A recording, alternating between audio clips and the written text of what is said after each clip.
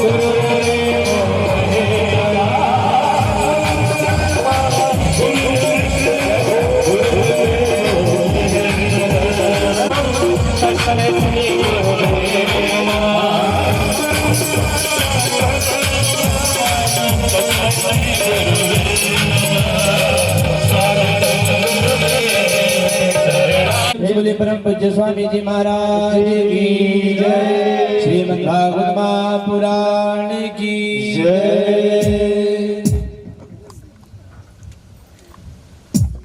पुष्पं पुष्पमालां समर्पयामि। नमो रोहितास्तपतये वृक्षाणां पतये नमो नमो भुवन्तये पारिवस्कृतभोगायाक्रान्तयति पतीनां पतये नमः।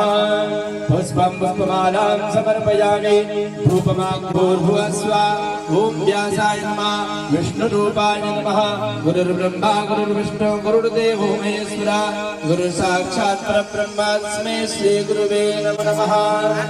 द्रव्य दक्षिणा समर्पयामि। कुछ दक्षिणा चाह देंगे। द्रव्य दक्षिणान्ते ध्यायामि निवेदयामि दीवो सने पसने नो असंज्ञाभयसने अग्निः प्रजा बहुनामे करो नाम भयोरेतो अस्वासुधरति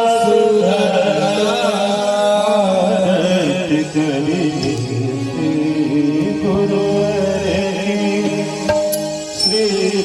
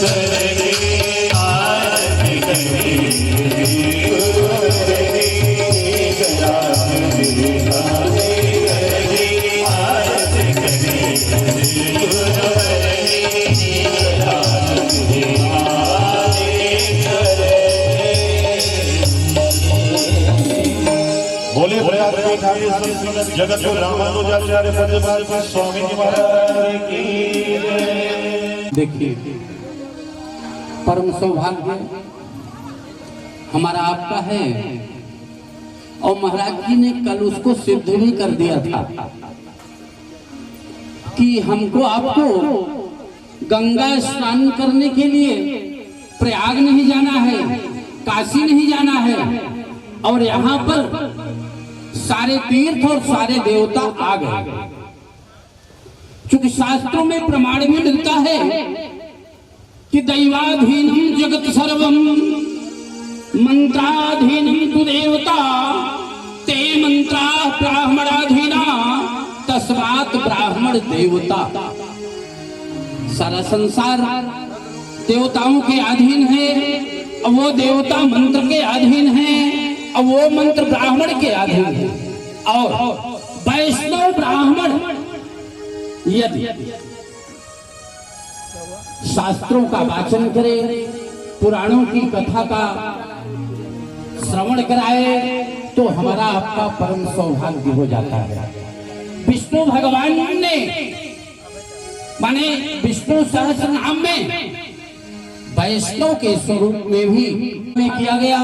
और हमारे अतिथि बहुत दूर दूर से आए हैं, उन अतिथियों से हम आग्रह करेंगे कि मेरे मित्र हैं डॉक्टर पवन कुमार शुक्ल जी, आप आकर के महाराज जी को पुष्पार्चन करेंगे। डॉक्टर पवन कुमार शुक्ल जी। और अगली कड़ी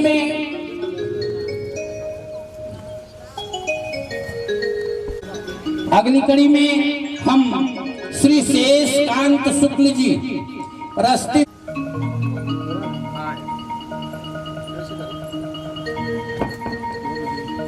और श्री लालजी मिश्र जी सुकुलपुर से आए हैं, आप आकर के महाराज। श्री शंभुनाथ पांडे जी, श्री शंभुनाथ पांडे जी आप आए और महाराज जी का पुष्पार्चन करें।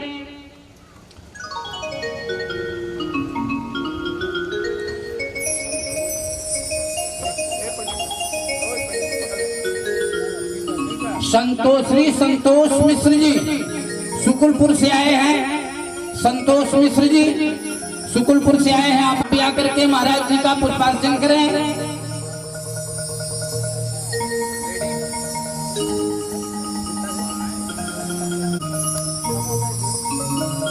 हमारे अनुज श्री अभय मिश्र जी, आपसे आग्रह है कि महाराज जी का पुष्पाभिनंदन करें। श्री अभय मिश्र जी।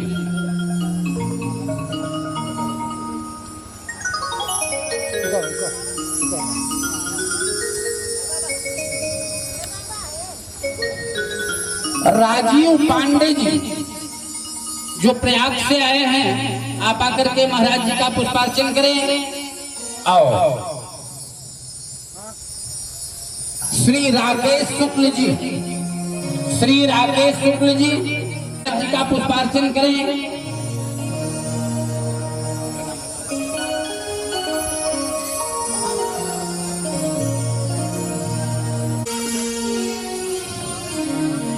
दिलीप साउंड, दिलीप मिश्र जी, आप आकर के महाराज जी का पुष्पाभिनंदन करें। और मेरे कुल पुरोहित पांडे जी भी महाराज जी का पुष्पाभिनंदन करेंगे। और हम इस मिशन के दरमियान कोई त्रुटि मेरे द्वारा या मेरे परिवार के द्वारा यदि हुई हो, वीडियोग्राफी के मुख्य सूत्रधार जिनके हाथ में भविष्य की व्यवस्था बनी हुई है, और भविष्य में भी इस कथा को हम आप श्रवण कर वाणी से हम लोगों को कथा का श्रवण कराएं। स्वामी श्री धराचार्य जी महाराज।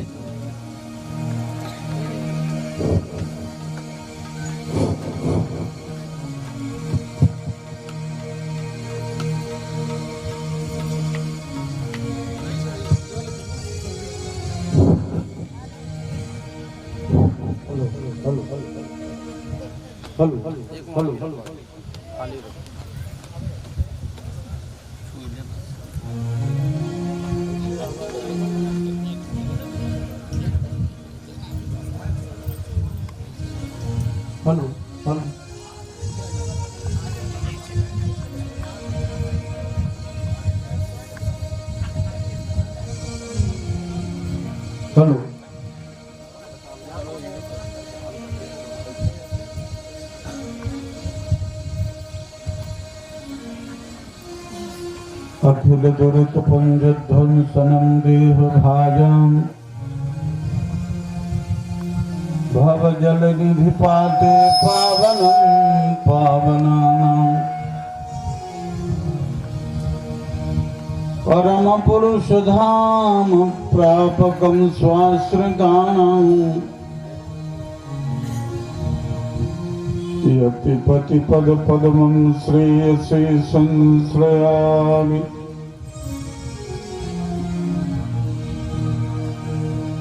सर्वेषां पार्षदानां प्रबल दुर्बलो जोग्रगण्यो महात्मा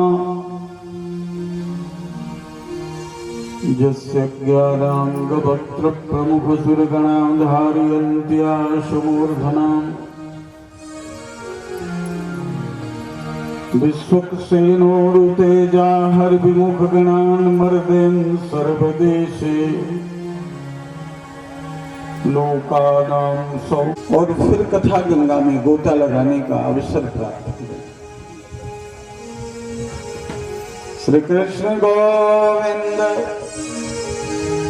हरे मुरारे हे नाथ नारायण वासुदेव। Shri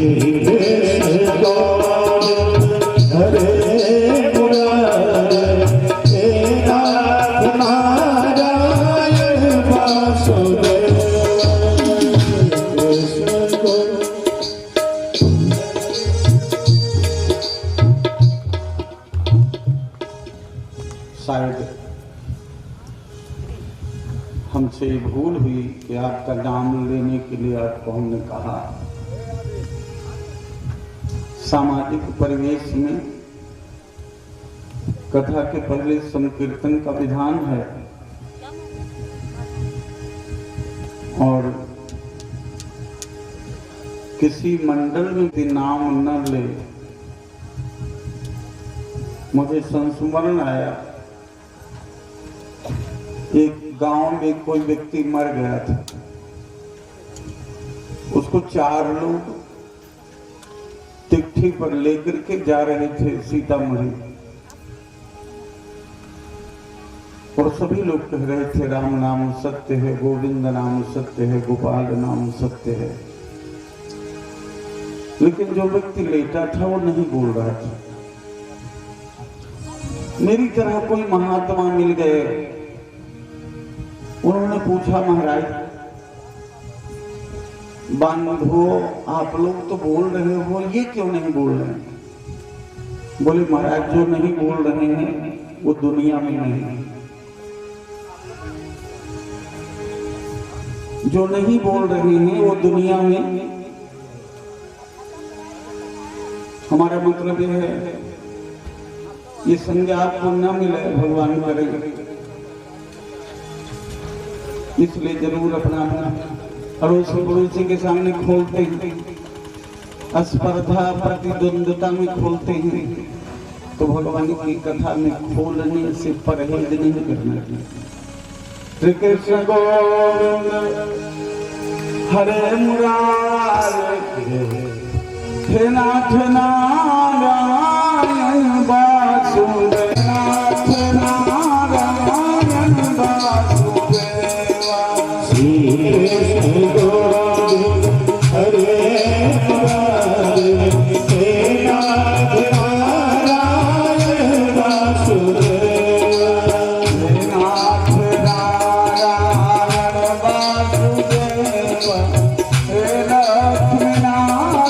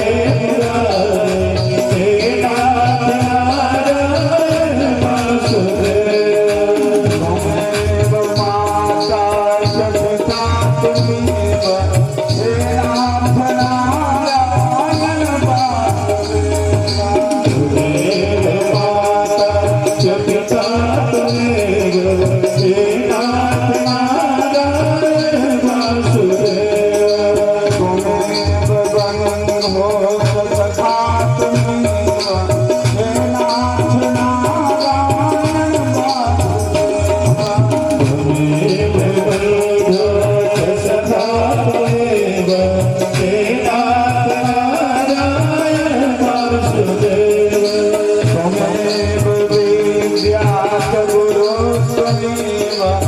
Thank you.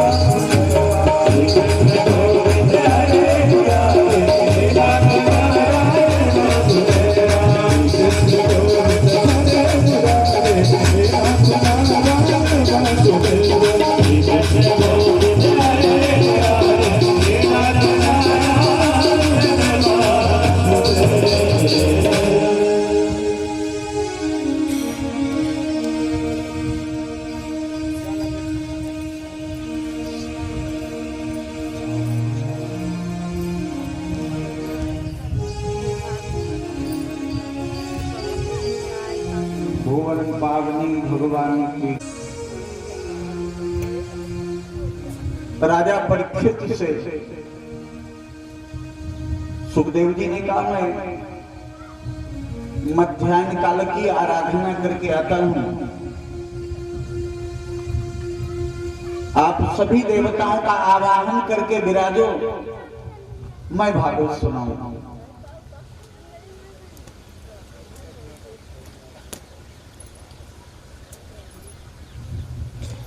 और सुखदेव जी आकर आसन पर बैठे।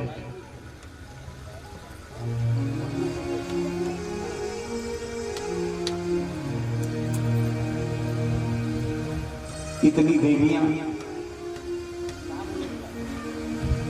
अगर देवलोक में बैठती हैं तो दंगा हो जाता है, मृत्यु लोक में भी दंगा होना चाहिए। लेकिन अगर आप लोगों को बातचीत करना है या घर आना जाना है तो मैं निवेदन करता हूं कि अभी चली जाओ, ठीक बीच में जाओगे। जो इन लोगों ने रुपया खर्च करके इतना तमाम टीम काम किया है वो बर्बाद हो गया है। अगर ये पता होता है कि तुम लोग भात खाने आ रहे हो तो न बुलाया जाता।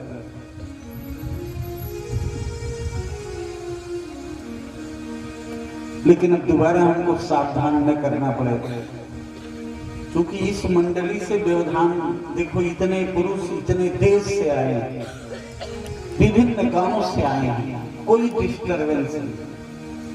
अब तुम लोग गिनी चुनी 15 लोग हो, क्योंकि इसी घर की हो, हमें कह नहीं सकते कि यहां से चली जाओ, देवते में आई हो तो लौट जाओ। तुम ये कह सकते हो कि बाबा जी आप पधारो।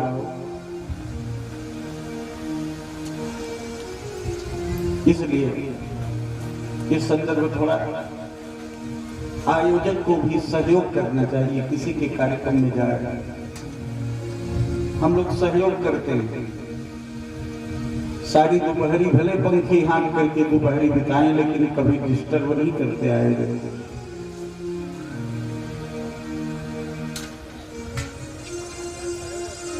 बोलो भक्तवत्सल भगवान की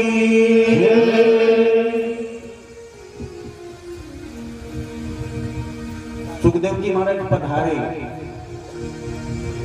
और राजा परीक्षित से कहा, अगर हो सके तो इसको थोड़ा सा कम कर दो, मंद कर दो। हाँ, पंखा कम करो बेटा, पंखा कम करो, एक संख्या कम कर दो। हवा तो दे, लेकिन भाषण देने लगता। कोई बात नहीं, ज्यादा विसंगत।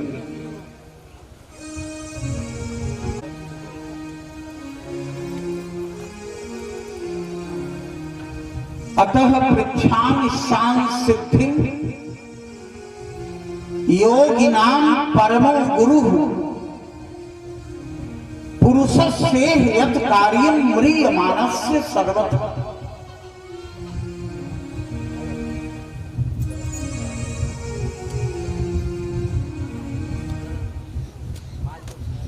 सर्वथा म्रियमाणस्य यत् कार्यं, ये राष्ट्रीय प्रश्न है, ये मानव समाज का प्रश्न है, ये राजा परीक्षित का प्रश्न नहीं, हमारा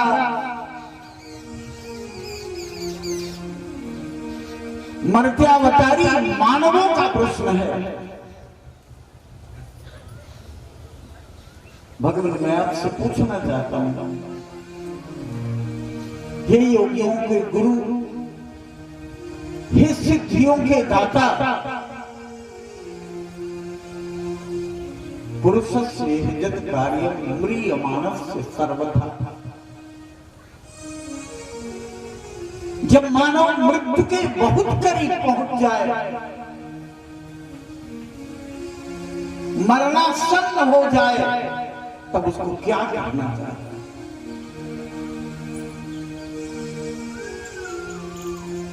जगत के सारे संकट टाले जा सकते हैं, लेकिन मौत नहीं टाला। इसी के कारण हम सब सामाजिक लोग मरणासन मृत्यु के बहुत करीब हैं। और ऐसी स्थिति में पुरुष से यद कार्य, वह पुरुष समाज का जो कार्य है सर्वस्था म्रिय मानस जद कार्य,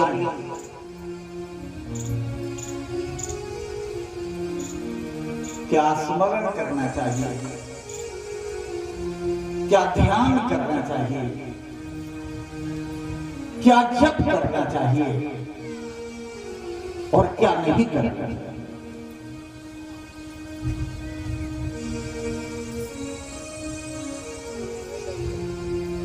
सुखदेव जी महाराज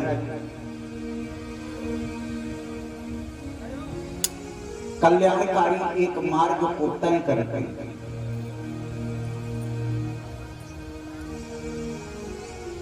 क्योंकि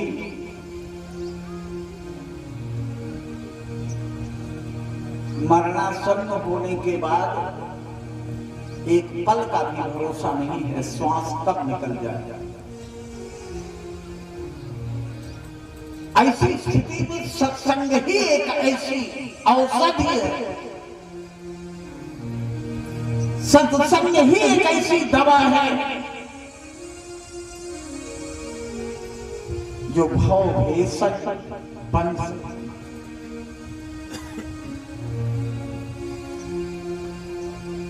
इस भाव भेषज को हम सबको पी कर ग्रहण करके अमल करके, अमल ही इसका परहेज है, अमल ही इसका सेवन विधि है।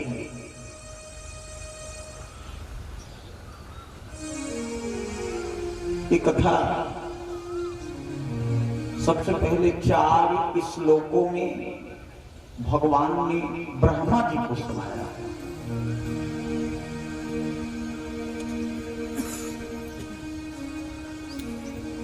अहमेवास्मेवाग्रे नान्यम यत् सत सत परम।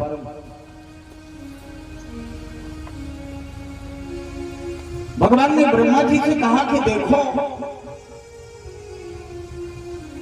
इस समग्र संसार में जब इसकी रचना हुई, इसके पहले भी मैं था। एक दिन ऐसा आएगा ये संसार समाप्त हो जाएगा, लेकिन मैं रहूंगा।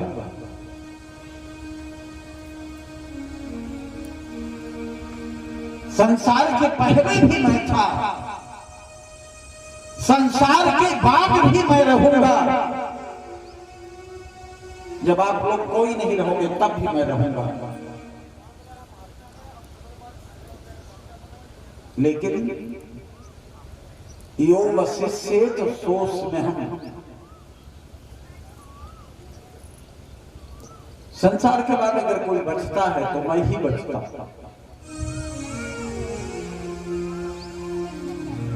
मैं सत से भी परे हूं और असत से भी परे हूं।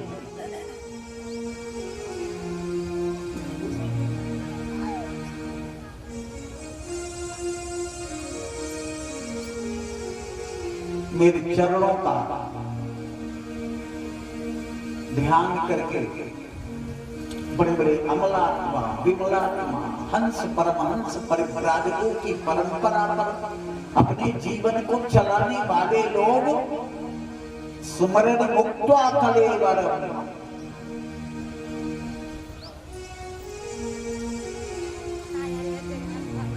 बहुत से लोग इस शरीर को ही अपनी संपत्ति मानते हैं।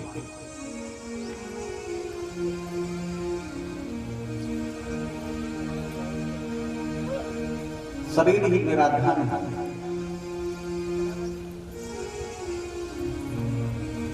और शरीर की 3 ही गति होती है। जब आप शरीर को छोड़ दोगे तो या तो 5 कुंटल लकड़ी लगाकर लोग आग लगा देंगे, और या तो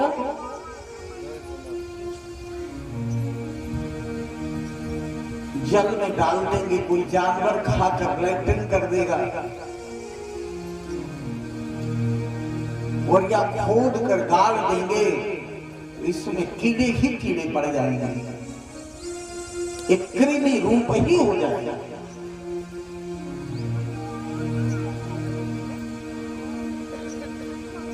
इसमें अगर कोई दुर्लभ वस्तु है, भगवान कहते हैं तो महत संगः दुर्लभो अमोघस्य। 3 वस्तु दुर्लभ है,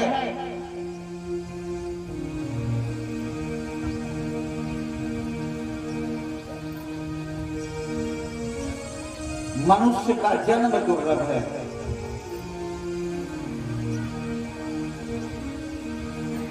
मनुष्य का जन्म अगर दुर्लभ होता तो आतंकवादी, अलगाववादी, शास्त्र ने कहा मनुष्यत्वम्, मनुष्य का शरीर दुर्लभ नहीं है, मानवता की परिधि में जीने वालों का जीवन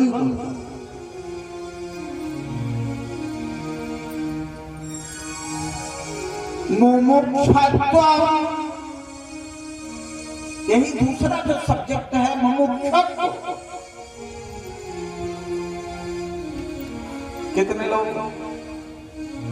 आप लोगों ने देखा होगा 2-2 किलो रोज पाउडर खर्च करते हैं, बड़ा एक बोतल स्प्रे छिड़कते हैं, 500-500 ग्राम लिपस्टिक लिख जाते हैं।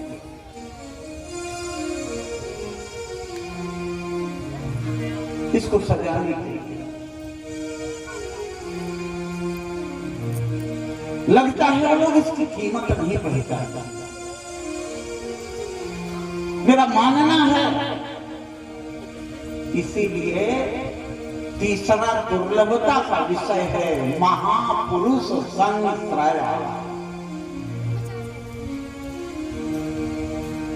रामचरितमानस में गोस्वामी जी लिखते हैं सत्संगति दुर्लभ संसार,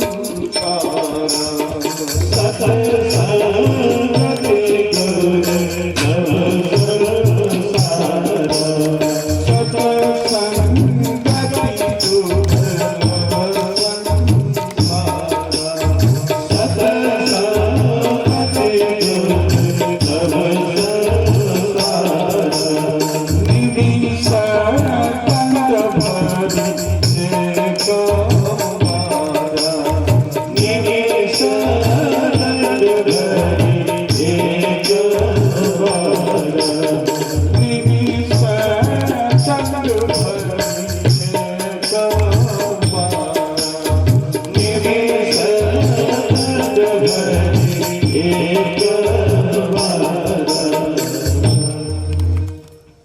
इसी तरह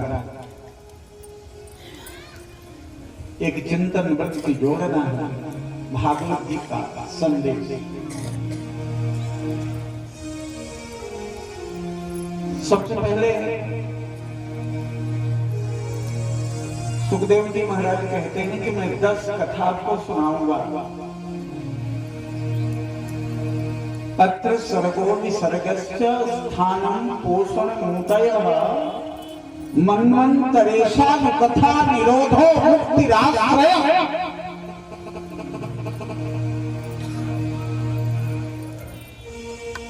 अत्र सर्गः, सर्गः कः? ये सर्ग है एक मीमांसा का टुकड़ा। धर्मशास्त्रों में भगवत प्राप्ति का जो लक्षण है वो मीमांसा के रूप में भागवत में 2 मीमांसाएं हैं। एक तृतीय स्कंध में और एक एकादश स्कंध में। तृतीय स्कंध की जो मीमांसा है वो सर्ग है और एकादश स्कंध की जो मीमांसा है वो मुक्ति है। ये दोनों में अंतर क्या है इसको एकादश वाले में बताया गया। आधाराधीन क्या है?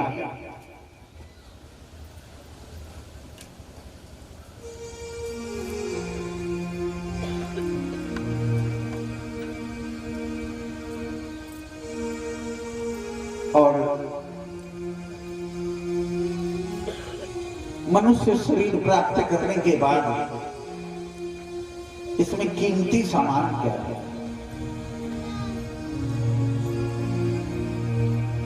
स्थानम वो कहां प्राप्त होता है?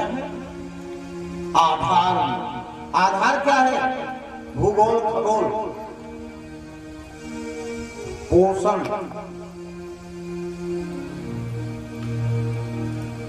पोषण क्या है? विधि, हमारी व्यवस्था क्या है? हमारी विधि क्या है? ऊती। ऊती बने धर्म, अर्थ, काम, मोक्ष। कोई धर्मार्थी है, कोई अर्थार्थी है, कोई कामार्थी है, कोई मोक्षार्थी है।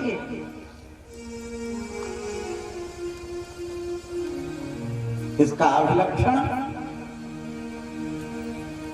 जब प्रयागराज का वर्णन शुरू करते हैं महाराज भरद्वाज जी के और याज्ञवल्क्य के संबंध में उपलक्षणों की व्याख्या करने लगते हैं, तुलसी बाबा तो लिखते हैं चारि पदार्थ भरा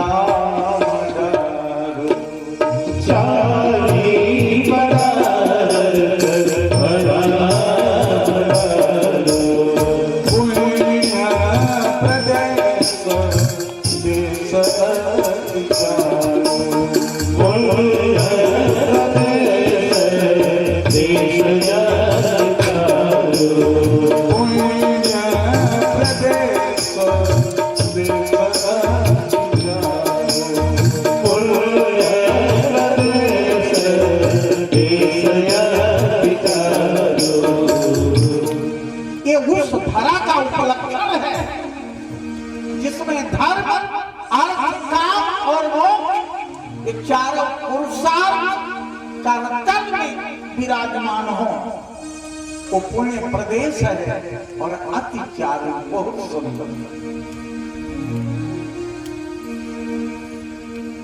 केवल भारत भूमि का ही एक ऐसा तीर्थ है जहां धर्म, अर्थ, काम, मोक्ष चारों एक साथ प्राप्त हो।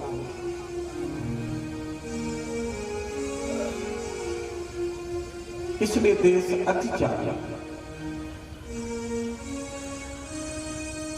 महाराज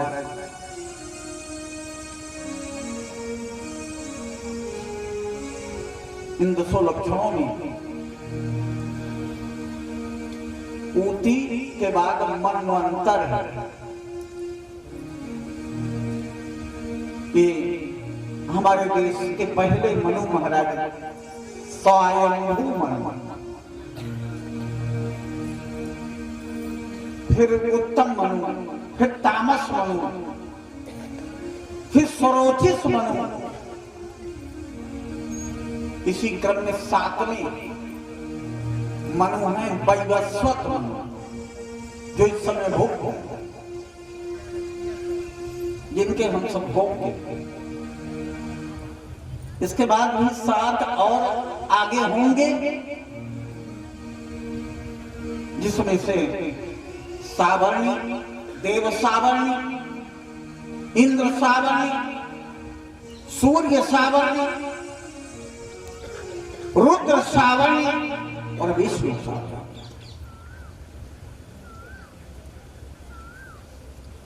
ये 14 मनवंतरों की गाथा भागवत जी में है। आज तक जितने पुराण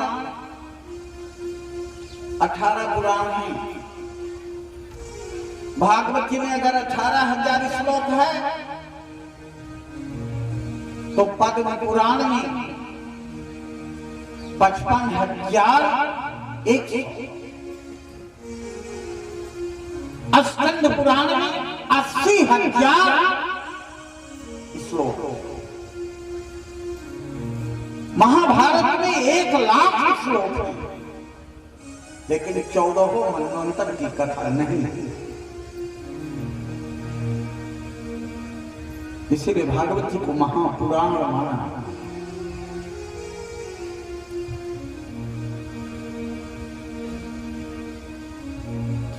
मनवंतरेशानु कथा नवम स्कंद में अनुकथा माने ईशान कथा, मानवीय मूल्यों का इतिहास क्या है, हमने किस अर्थों में मानव शरीर पाया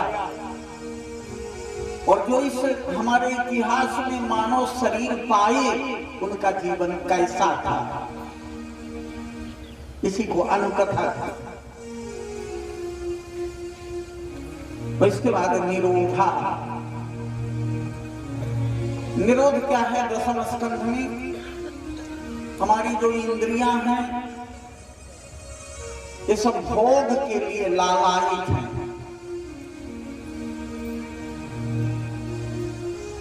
इसी मैदान में कड़ाहा चढ़वा दो, रसगुल्ला बनवाने लगो, कितने लोग कथा छोड़कर भंग माई बचका करेगा, सिगड़ा की खुशबू लेने पहुंचे। जीव, घ्राण, ये जो 10 इंद्रियां हैं, वाक, पाणि, पाद, पायु, उपस्थ, त्वक, चक्षु, श्रोत्र, घ्राण, जिह्वा, ये 10 कभी तृप्त नहीं। हम अपना जीवन इन्हीं को तृप्त करने में खो देते हैं,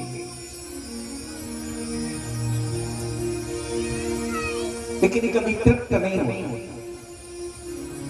बोले हम एक प्रक्रिया सिखाएंगे, निरोध। थोड़ा उदाहरण के लिए बता दें। जैसे हमारी जीभ बाहर लार टपकाती है गुड़िया जलेबी खाने के लिए, जीभ को मोड़ो और जब भीतर जाएगी तो कंठ में एक ऐसा कुआं है जो सदा के लिए क्षुधा और पिपासा को शांत कर देगी। वहां जीभ पहुंच जाए तो आप लोग बाहर जीभ को हाथ भर निकाल लेते हो, भीतर डालने का प्रयास कभी किए नहीं। ठीक यही स्थिति घ्राण खुशबू के लिए तरसता है। जिस खुशबू को तैयार करना है वो बदबू ही है। आप देखो खुशबू की जो सामग्रियां हैं संसार में, ज्यादा स्प्रे शरीर में लगा लो वो थोड़ी देर बाद शरीर बदबू करने लगेगा।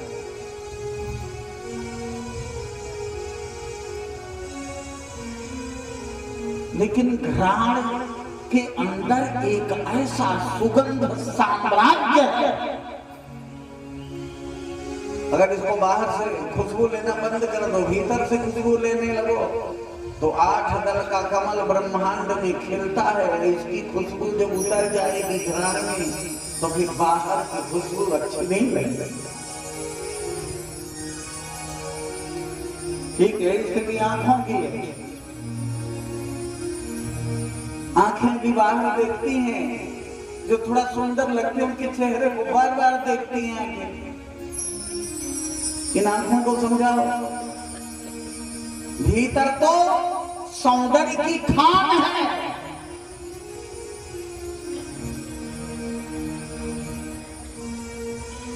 हम आपको बता दें, गोस्वामी जी बड़ी सुंदर बात है। श्री राम जी को कौशल्या मां सजाती, सारा भुवन देखता है। राम जी बड़े सुंदर है। राम जी सोचते हैं कि जरा मैं देखूं कितना सुंदर है। रूप राशि निज अजिर बिहारी, नाचहि निज प्रति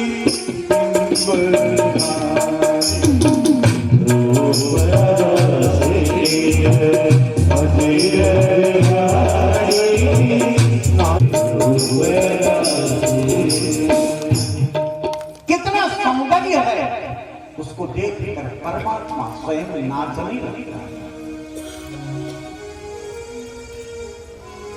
यही सभी श्रोत्र की है, यही त्वक की है। महाराज निरोधा विषयान विनिवर्तन्ते, विषयों का विनिवर्तन इन इंद्रियों से हो जाए तो निरोध सफल हो जाए, तुम्हारा जीवन सुगंधित है।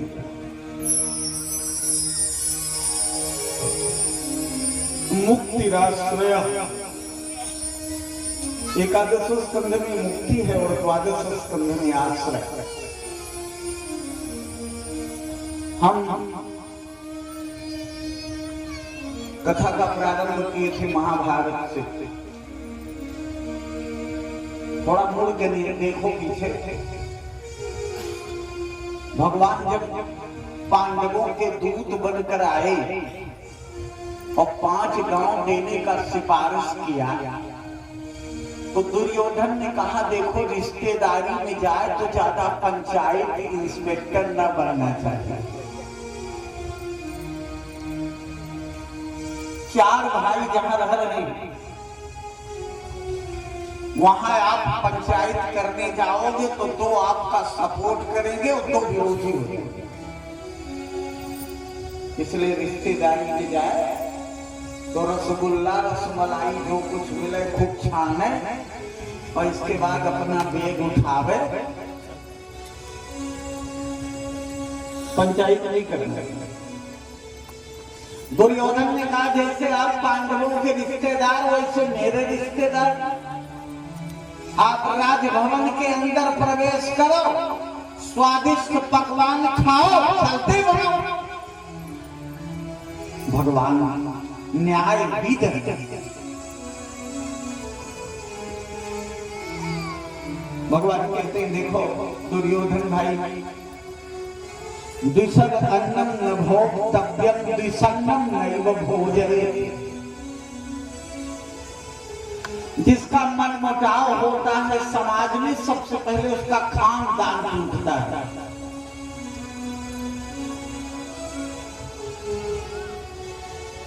अभी भागवत का कार्य जहां न पहुंचा होगा ना, वहां के लोग आने में हिचकते होंगे कि पता नहीं मिश्राम के लोग हमारा खानदान दोनों को मिजाजी हैं, पता नहीं रखें कि तोड़ दे जाए कि न जाए।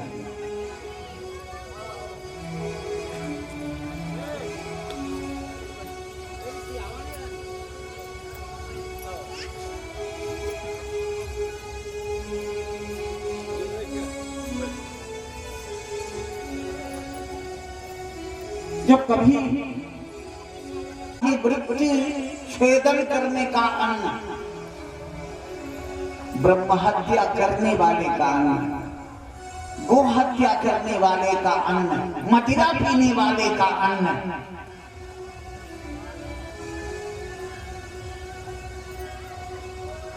नहीं खाना। दुर्योधन ने कहा इसकी सफाई आपको देना पड़ेगा। मेरा अन्न दूषित है अथवा आपके ऊपर मेरा मन दूषित है, इसका स्पष्टीकरण दो। भगवान स्पष्ट वक्तव्य देते हैं। पांडवा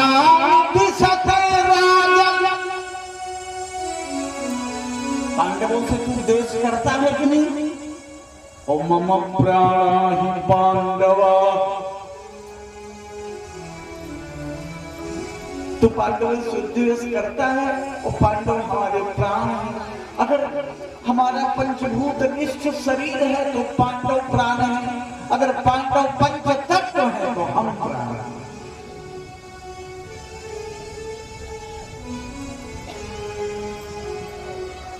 और दुर्योधन की राज्यसभा में भगवान ने आचमन भी नहीं किया। ऐसा नहीं है, दोपहर की बेला थी, क्षुधा से व्याकुल थे। आवेश में आने के बाद दुर्योधन के घर भूख खत्म हो गई, लेकिन जब माइंड थोड़ा ठंडा हुआ तो भगवान सोचने लगे कि भूख लगी है, इसको उदर को पूरा कहां करेंगे। भगवान चले गए विदुर जी की कुटिया। आप लोगों को ये बात पता होना चाहिए कि जब बीच सभा में धृतराष्ट्र अंधा राजसभा में निर्णायक बन के बैठा, निर्णय भी अंधा। कुशलन न धर्मे न विनष्ट दृष्टि। अगर अंधा निर्णय न होता तो मैं राजा बन के बैठूं और मेरे घर की बहू बेटी भी समाज में नग्न की जाए और हम ताली बजा के हंसें।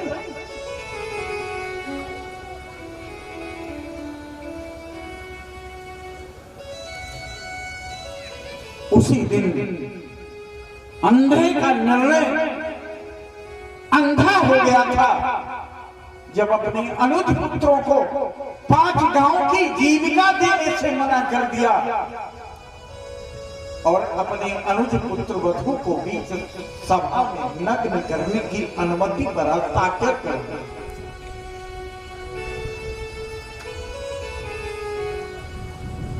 महाराज ये बात विदुर जी के गले में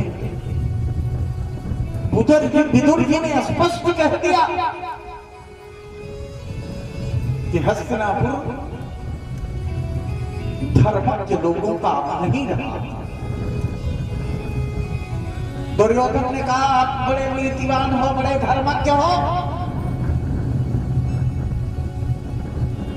तो यहां से निकल जाओ। अगर आपको पेट भर नीति की बात कहने के बदले पेट भर भोजन मिले तो हस्तिनापुर 24 घंटे के अंदर खाली कर दो। विदुर जी ने अपना धनुष 12 बजे रात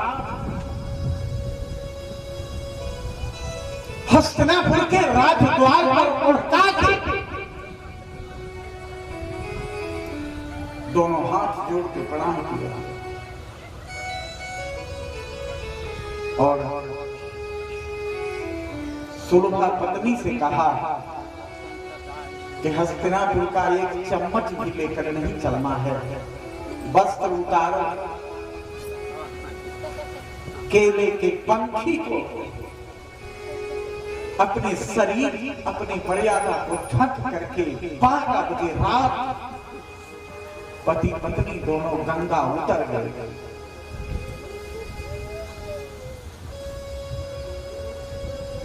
आज भगवान कृष्ण विदुर की कुटिया में पधारे। आज श्याम विदुर घर आए, आज श्याम विदुर घर आए, श्याम विदुर घर आए। कुटिया भाग्य जगाए, कुटिया भाग्य जगाए, दुखिया का भाग्य जगाए, दुखिया भाग्य जगाए। आज श्याम विदुर घर आए, आज श्याम विदुर घर आए, आज श्याम विदुर घर आए। आज श्याम विदुर घर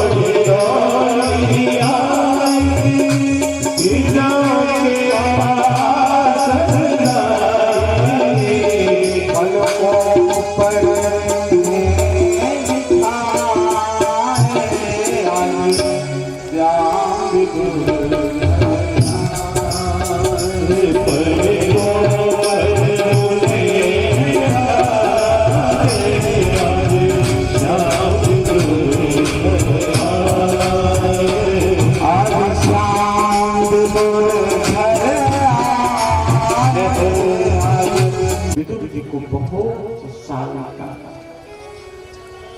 एक दिन ऐसा है जब हस्तिनापुर त्याग कर विदुर जी गंगा का किनारा भी छोड़कर कन्हैया का दर्शन करने द्वारिका जाने लगे।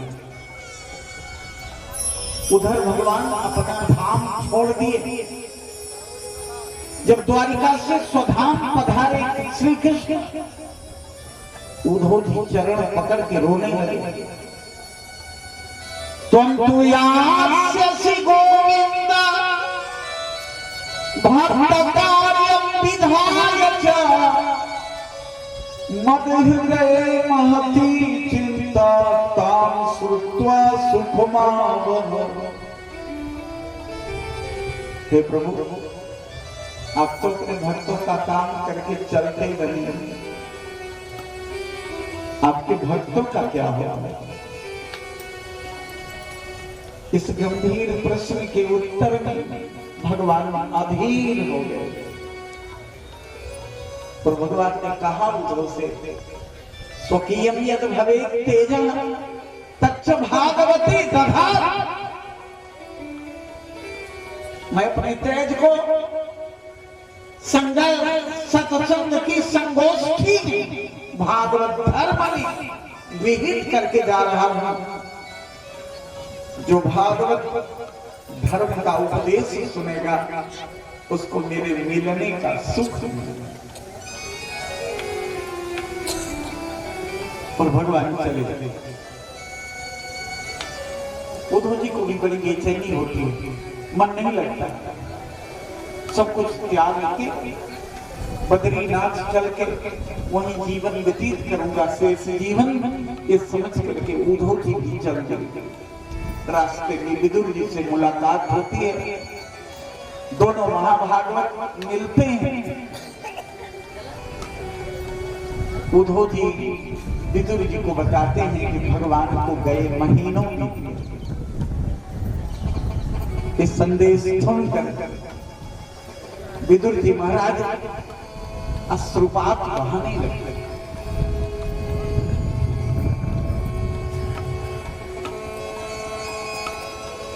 और जब विदुर जी का अश्रुपात प्रवाहित हुआ और उन्होंने प्रश्न किया कि मुझे भगवान के चरित्र को सुनाइए, भगवान का अवतार क्यों हुआ, भगवान के अवतार के प्रयोजन के बाद भगवान के एक एक लीलाओं का श्रवण कराते हैं उद्धव जी विदुर जी को। वो फिर डूबने लगते हैं प्रेम भाव। मेरा चित्त नहीं करता भगवान की कथा करने का। अब हमको आदेश दो, अगर आगे की कथा आपको सुनना है तो आप मैत्रेय। तो तुलसी बाबा भी कहते मन अति सोच सती मूल भाया कब जाई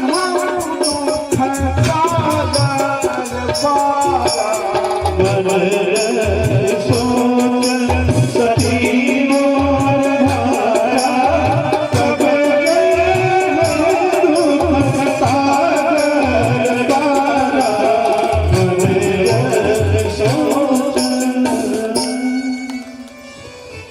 ये दुख का सागर कब सूखेगा, कब इसको पार करेंगे हम? महाराज मैत्रेय जी बड़ी बुद्धि से विदुर जी को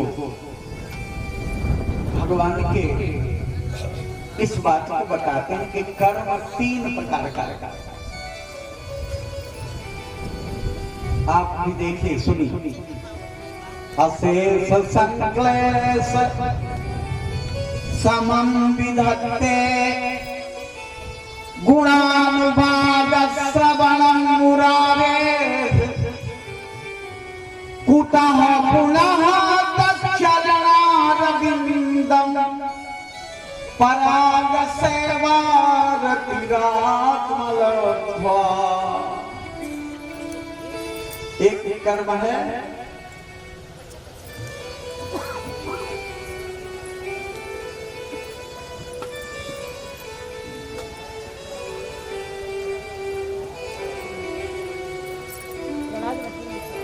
एक टोकरी नीचे रखवा देना चाहिए जिससे कि बीज कथा में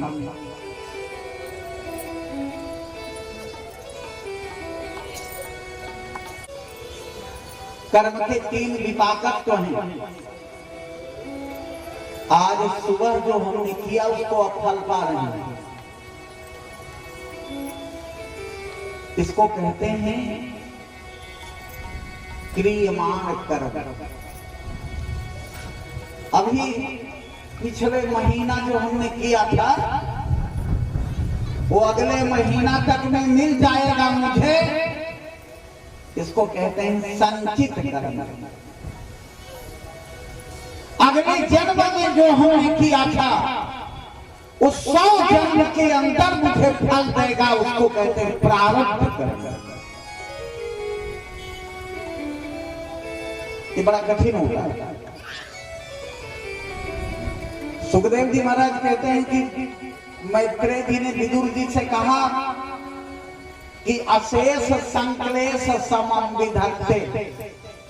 अगर प्रारब्ध जैसे अनिष्ट को भी मिटाना चाहते हो विदुर, उसके समन का एक उपाय है गुणानुवाद श्रवणम मुरारी। भगवान की पावन सुयश को सुनने की आदत बना लो। प्रारब्ध जनित जो अनिष्ट है वो भी धुल जाएगा।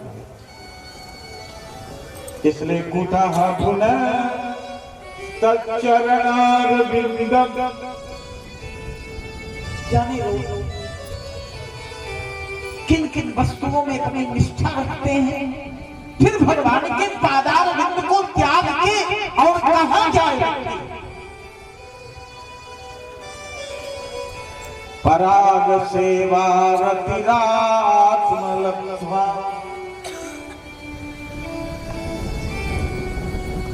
महाराज इसी संदर्भ को देखकर श्री जनित कथा सुनाने लगे। देखो भगवान ने सबसे पहले इस सृष्टि की और ब्रह्मा जी 100 वर्ष तक तपस्या किए, अपने आधार को ढूंढते रहे, बहुत व्याकुल हुए। तब भगवान ने कहा तप करो।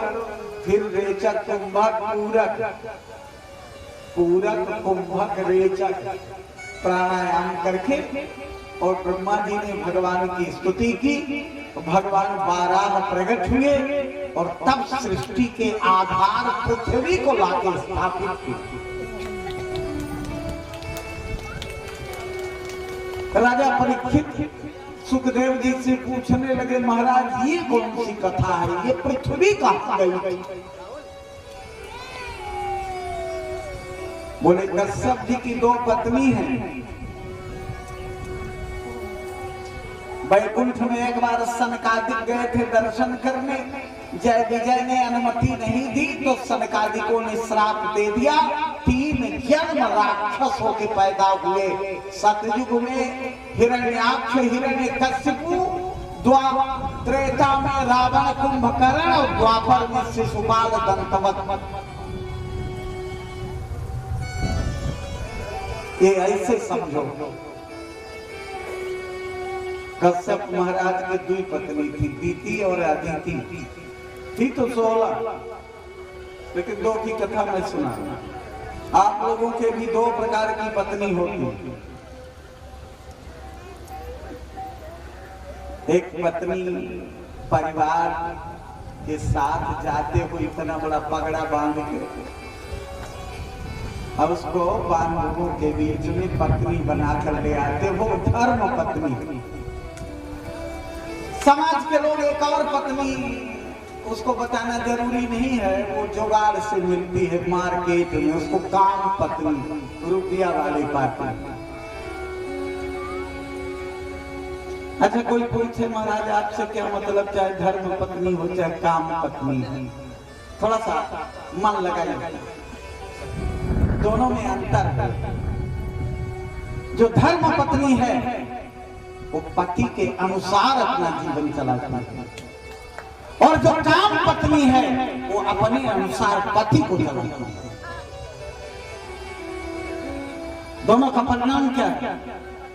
जो धर्म पत्नी है उससे जो औलाद पैदा होगी वो देव कोटि की होगी, और जो काम पत्नी है उससे आप देख ही रहे हो, माँ नहीं माता पिता नहीं देगा, साधु संत करवावन सेवा, ये उस काम पत्नी की औलाद। जब इंद्राज देवता अदिति से जन्म लेने लगे तो एक दिन दिति संध्या के काल में 3 संध्याएं, संधि परम ब्रह्म, रात की संधि दिन के साथ जुड़ जाए और सुबह की संध्या, और प्रातः काल की बेला की संधि अपराह्न की उत्तरायण से जुड़ जाए तो दोपहर की संध्या, मध्याह्न संध्या, और दिन की संधि रात से जुड़ने लगे इसको सायं संध्या। और संध्या की बेला में संधीयते परब्रह्म, एक भी पल जिस परमात्मा की सृष्टि है उस संधि के बेला में उसका ध्यान करने से तुम्हारे भी जीवन के बंधन टूटेंगे और परमात्मा की सृष्टि को प्रशस्ता मिलेगी। सुखदेव जी महाराज कहते हैं कि जो लोग कोई तप जप नहीं करते, द्विजाति धर्म का पालन करते हैं, केवल तीनों काल की संध्या में 5-5 मिनट का भी अनुसंधान करते हैं, वो विधूत पापास्ते अंति ब्रह्मलोक मनामय, वो निष्पाप होकर ब्रह्मलोक में निवास करते हैं। इसलिए संधि में हम सबको 4 कर्म नहीं करना चाहिए। चतुष्कर्माणि वर्जयेत्, आहारं मैथुनं निद्रां स्वाध्यायं च सदा त्यजेत्। अगर आप भोजन के समय, संध्या के समय भोजन करोगे तो उदर का अन्न रोग पैदा करेगा, संधि की बेला। अगर आप शयन करोगे तो थोड़े ही दिन में विदा होगा। सूर्योदय के समय, सूर्यास्त के समय और मध्याह्न के समय तीनों काम नहीं करना चाहिए। चारों काम, न भोजन करना चाहिए, न शयन करना चाहिए, न स्वाध्याय करना चाहिए और न संतान पैदा करना चाहिए। स्वाध्याय करोगे तो मूर्ख हो जाओगे, और संतान पैदा करोगे तो निशाचर पाओगे। नहीं मानी, दीदी छिना के ले गई, घसीट के ले गई, गर्भाधान कराई। दशरथ जी ने कहा तूने संध्या में मुझे छेड़ा है, इसलिए औलाद तो तेरे पैदा होगी लेकिन दैत्य होगी। दीदी बहुत नाराज हो गई, पेट को, गर्भाशय को सकड़े से जकड़ लिया। दोनों लड़के 100 साल तक पेट में पड़े रहे। इतनी जोर की गर्जना करने लगे कि सोची के पेट फाड़ के निकल गया। सकड़ा खोल के पैदा कर दिया और कश्यप जी को फटकार लगाई, चलो लड़के का नामकरण तो कम से कम कर दो। कश्यप जी गए और दोनों का नामकरण किया, हिरण्याक्ष और हिरण्यकशिप। अब आप अर्थ समझ लो। हिरण्याक्ष माने जिसके आंख में दूसरे का सोना बसता है, बहुत से लोग रुपया कमा कर अपने बैंक में रखे हैं, संपत्ति से सजाता है। संपत्ति शरीर सजाने के लिए नहीं होती। भागवतकार लिखते हैं संपत्ति कमाने के बाद उसको 5 भाग में बांटो। धर्माय, अगर 1 रुपए कमाए हो तो 20 रुपए धर्म के लिए दे दो। अगर 100 रुपए कमाए हो तो 20 रुपए धर्म का यश से, और 20 रुपए यश तुम्हारा समाज में फैले उसके लिए। 40 हो गया, और 20 आरक्षाय अपनी भविष्य निधि के लिए रख लो, और 20 कामाय अपने प्रयोजन में अभी तुरंत लगा लो 20 रुपए, और 20 स्वजनाय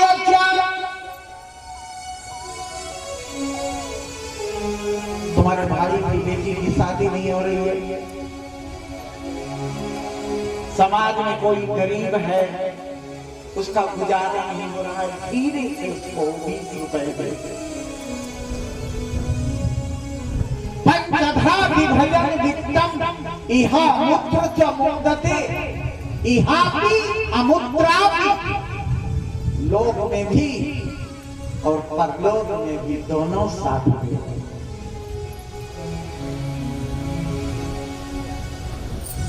महाराज हिरण्याक्ष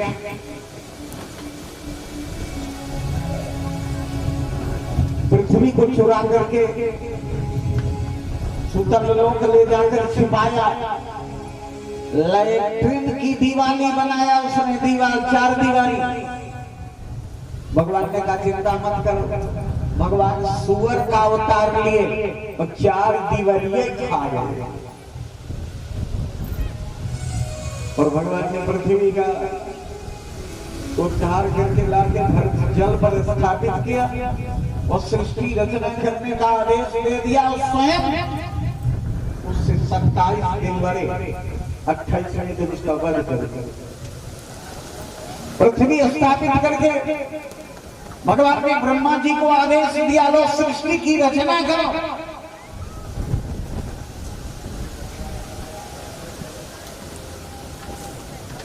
और जब सृष्टि की रचना ब्रह्मा जी करने लगे तो पहले शंकर जी को पैदा किए।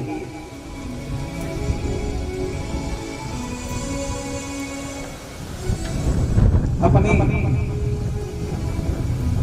ललाट की मैल को ब्रह्मा जी ने धरती पर पटका, लगा ललकारों में। ब्रह्मा जी ने ललकारा, मारो धी सुर श्रेष्ठ। रोना बंद करो, रोते क्यों? कहा हमको अकेले आप पैदा किए इसलिए रो रहा हूं। 11 भाग कर दिया। मनुर मनुर महिषो रूपा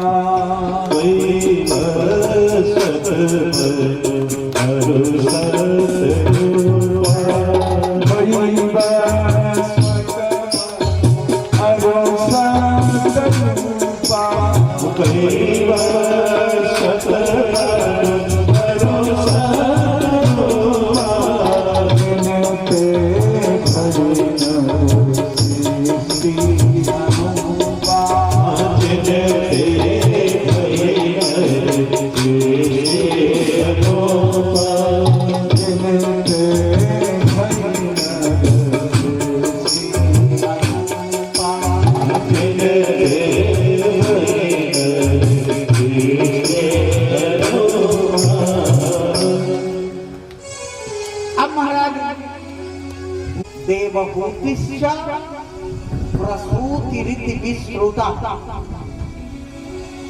आकुते रुचय प्रादा कर दमाये तु मध्यमा। पहली बेटी का विवाह सत्कर्म के लिए मनु जी महाराज ने दिया। अगर ऋषि प्रजापति को देकर के सत्कर्म की रक्षा न किया होता तो आज घर घर यज्ञशाला न बनती। यज्ञ और दक्षिणा को जन्म दे करके मनु जी महाराज ने समाज का उपकार किया।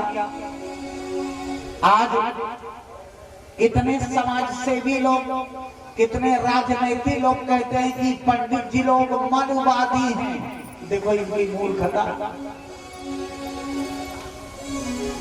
मनुवादी ब्राह्मण क्षत्रिय वैश्य शूद्र चारों है, क्योंकि व्याकरण पढ़े वाले व्यक्ति से पूछो, अगर मनुवादी नहीं है तो मनुष्य नहीं है। मनुष्य शब्द मनुष्य स्यन प्रत्यय होकर व्याकरण में मनुष्य शब्द निष्पन्न होता है। इसलिए मनुष्य की सृष्टि मनु ने की। पहली 27 बेटी चंद्रमा को दे दिया। अश्विनी, भरणी, कृतिका, रोहिणी, आर्द्रा, पुनर्वसु, पुखा, मघा, उत्तरा, स्नेखा, ये 27 बेटी थी। और जब 27 बेटी चंद्रमा को दे दिया तो सबसे बड़ी बेटी रोहिणी थी। रोहिणी बड़ी सुंदरी थी, तो रोहिणी से चंद्रमा प्यार करता था और 2600 को नौकरानी बना दिया। वो 2600 बेचारी नाराज होकर पिता के पास गई, रोने लगी। शादी सबकी बराबर किए थे, दहेज सबको दिए थे, एक को रानी मानता है औरों को नौकरानी मानता है। तो तुमको मैं पत्नी के लायक रहने ही नहीं दूंगा। फिर 1 साल बाद बेटियां रोती आई, फिर कश्यप प्रजापति ने श्राप दे दिया। आज जो टीबी का पेशेंट हुआ चंद्रमा, रोहिणी के लायक भी नहीं रह गया। इसका कारण है कि वह अपने पितृतुल्य ससुर का अपमान किया, आदेश का पालन नहीं किया। तो आज भी अपनी काली मां से कलुषित होकर के कलंकित पड़ा।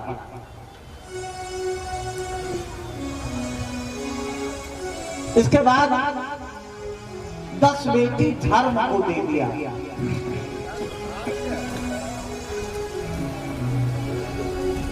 जो धृति, क्षमा, दमा, स्तेया, तितिक्षा, ये 10 बेटी धर्म को दे दिया। तो 27 और 10 फिर 16 बेटी कश्यप को दिया। ये दिति, अदिति, तनु, कद्रु, विनता, ये सब कश्यप को। 13 एक बार दिया, 3 एक बार।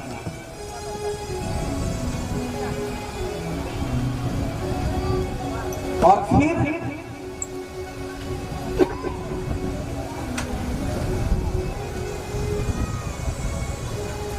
महाराज अंगिरा को दिया, भूत ऋषि को दिया,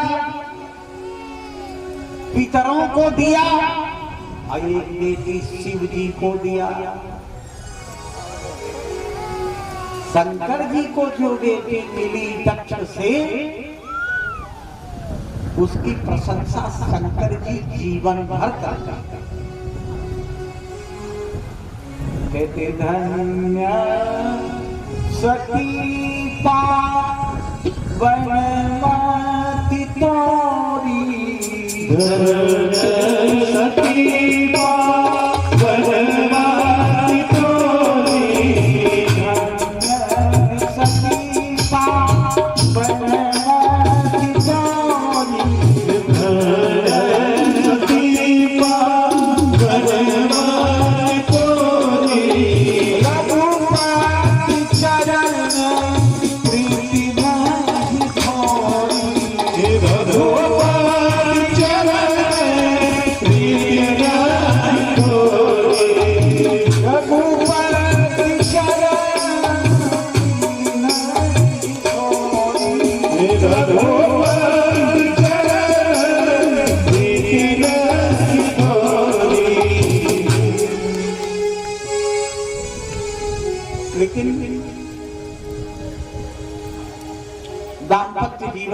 जी का सबका थोड़ा बहुत कभी कभी मन मुटाव होता है, और होता है तो मन मुटाव दूर करने के लिए लोग घरवाली को मारते पीटते, उसको डाइवोर्स देने का मुकदमा चलाते हैं। ये नहीं जानते कि करना क्या चाहिए। आप देखिए शंकर जी का सती जी से मनमुटाव हो, तो जब मनमुटाव हुआ तो शंकर जी ने सती जी से कहा कि चलो तुमको एक बाबा जी के यहाँ कथा सुना के ले आए। ये भागवत का सपोर्ट रामचरितमानस देखो। एक बार त्रेता युग माही शंभु गए तुम भजनी बाही।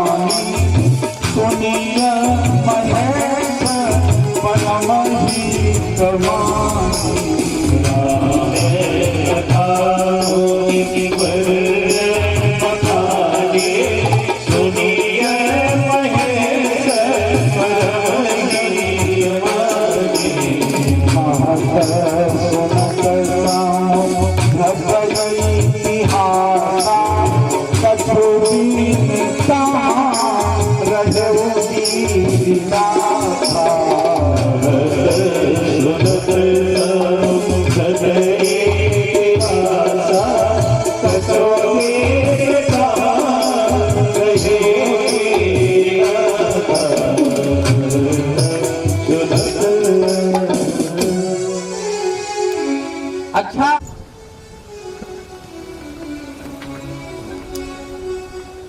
अरे और की बात जाने तो हेड जजमान स्वयं तुमको नाती पोता खिलाने आया, वो तो तुम्हारे है ही है सदा खिलाने। 7 दिन त्याग पूर्वक कोई योजना नहीं, मन लगाकर कथा सुनना चाहिए। अगर आपका कथा में मन नहीं लगता तो लाखों रुपए क्यों बर्बाद किए। एकाग्र होकर भगवान के चरित्र को सुनना। देखो हुआ क्या, पति ने कथा सुना और पत्नी शंका कर रही है पति पर। बाबा जी बीच बीच में कथा में मगन होकर नाचने लगते, सना को लग गए क्या। शंकर जी ने पूछा देवी जी कथा तो बड़ी अच्छी थी, तुम बताओ।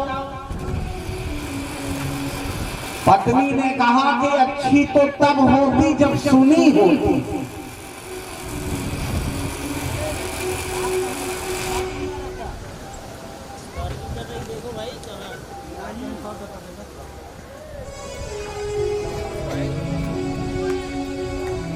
साढ़े 6 हो गए,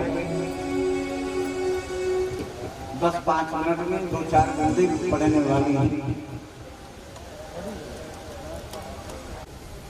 आने वाला है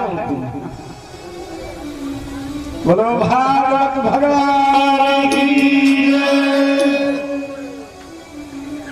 बड़ी सुंदर बात देखो, इसीलिए कपिल जी के द्वारा अगड़ा बगड़ा कथा सुना रहे थे। वो यही नहीं बता पा रहे थे कि राम ब्रह्मा है कि राम राजकुमार है। सबसे बड़ा संकट राम कवन में पूछा तो ही कहूँ पुजारी कृपाली धीमोही।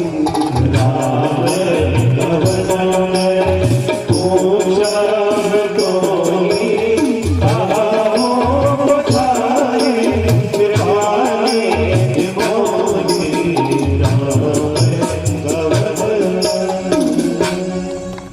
शंकर जी ने कहा क्या कई राम है क्या? सती जी ने राम अवधेश कुमारा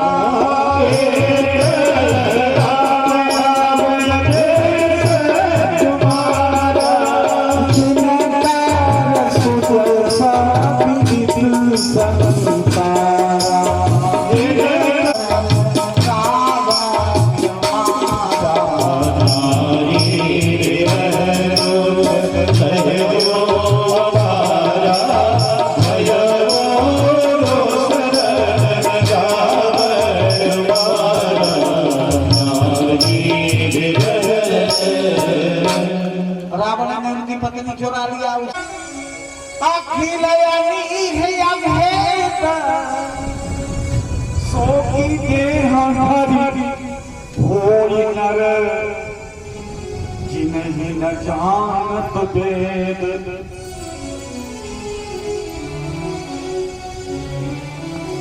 मुनि धीर जोगी सिद्ध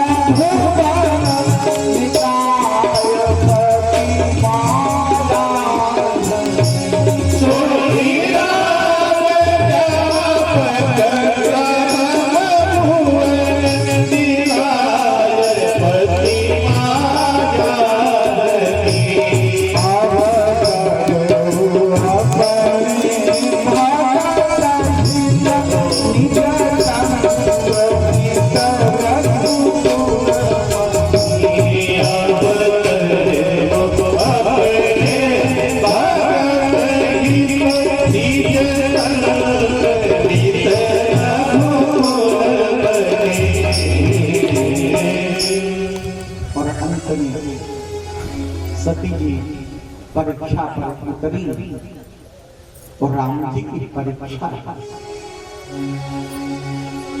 अच्छा ये भी बात सबकी पत्नी है और पति से कोई बात छिपा के गलत काम पत्नी ने किया और पति पूछे तो भाई कर देना चाहिए कि मड़वा के नीचे की हवा में 7 गलती माने रहे ना है। अब तो मान जाएगा, कान पकड़ के एक बार सॉरी बोल जाए। लेकिन ये देवियों लोग इतनी विचित्र होती हैं कि अपनी बतिये को गोबर से लीपने लगती है।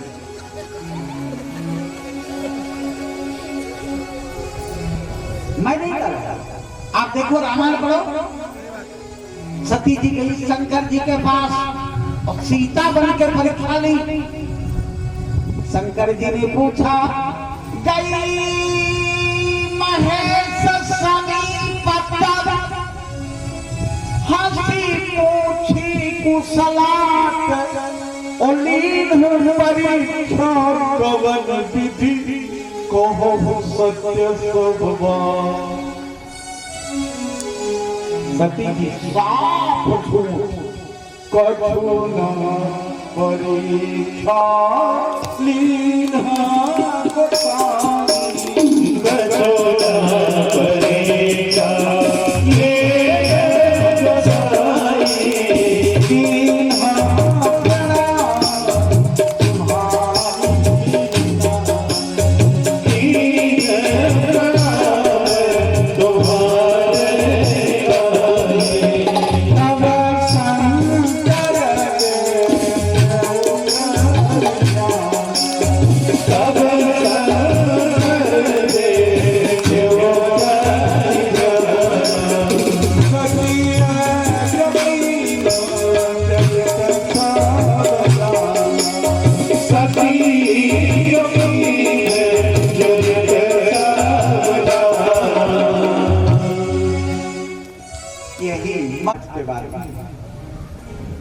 क्या बिगाड़?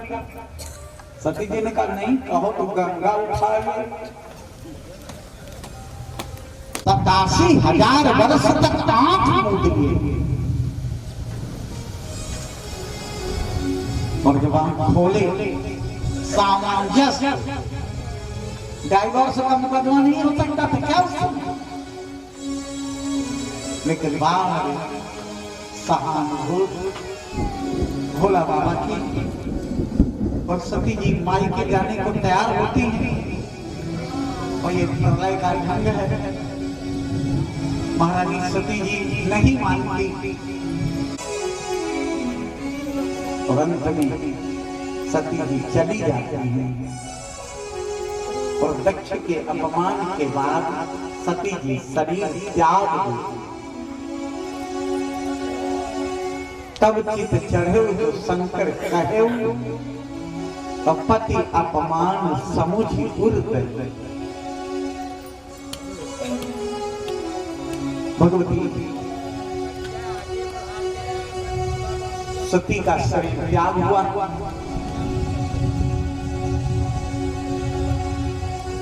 इसके बाद यज्ञ को रुद्रगण विनष्ट किए। शंकर जी कल्पित शरीर को लेकर के 10,000 वर्ष तक नाचते रहे। उनका एक एक अंग, उनकी ज्योति नैना देवी गिरी, उनके नेत्र का प्रकाश ज्वाला देवी ने गिरी। चतुष्फल योगियों की स्थापना हुई और आगे की बात कल, क्योंकि आज थोड़ा सा मौसम। मान मेरा कहना नहीं कमाल किया सोए सोए फिर पछताओ। अब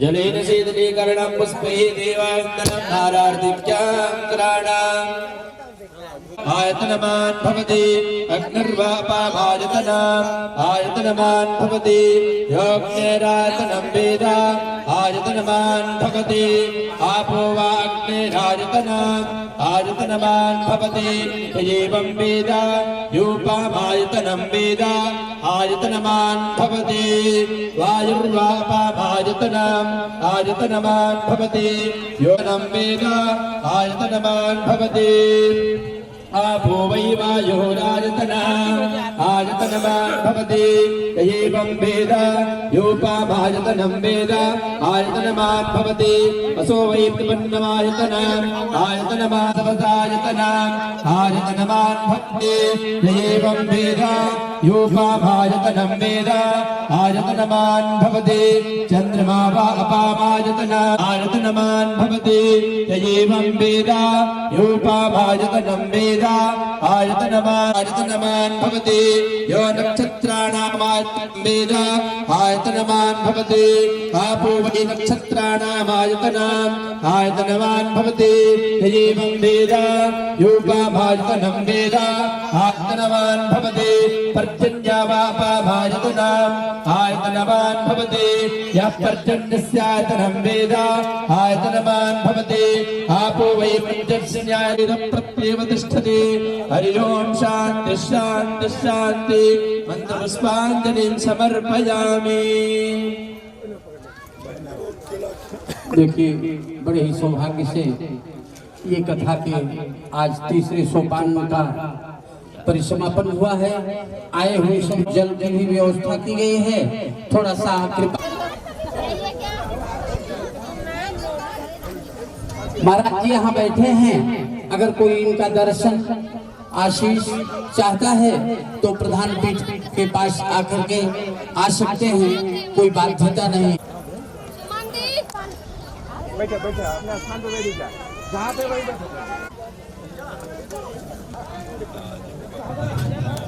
जाओ।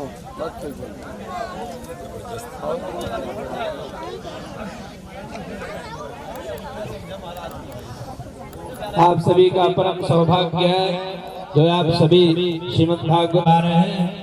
नहीं तो कई जन्म पुण्य का जब उदय होता है तभी जाकर आप परम सौभाग्यशाली हैं जो स्वामी श्री के मुखारविंदों से आप सभी कथा का रसस्वादन कर पा रहे हैं।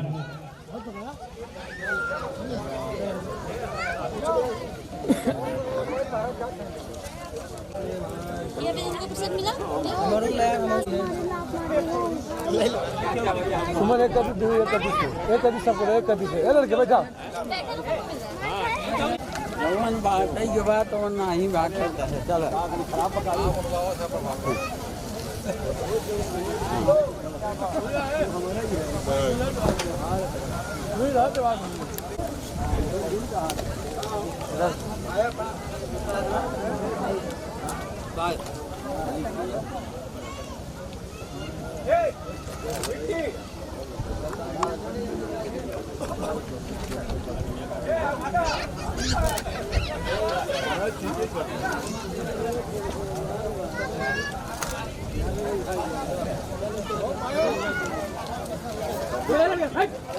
बीचों में मेरो मदन गोपाल घास खाए गैया दूध पे मक्खन